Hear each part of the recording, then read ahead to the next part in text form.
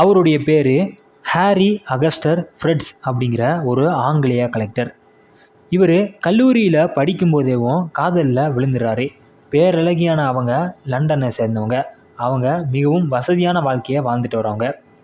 ஃப்ரெட்ஸுக்கு தன் சின்ன வயசுலேருந்தேவும் கலெக்டர் ஆகணும் அப்படிங்கிறது தான் கனவாக இருந்திருக்கு.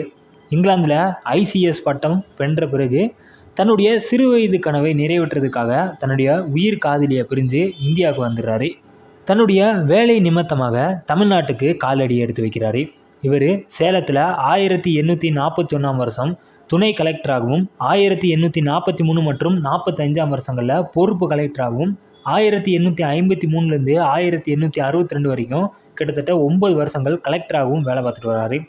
ஒருங்கிணைந்த சேலம் மாவட்டம் கலெக்டராக அவர் இருந்தபோது அதன் தலைநகராக ஒசூர் இருந்தது. லிட்டில் இங்கிலாந்து என்று அழைக்கப்பட்ட ஒசூரில் தங்கியிருந்து தான் தன்னுடைய ஆட்சி பணியை செஞ்சுட்டு வராரு.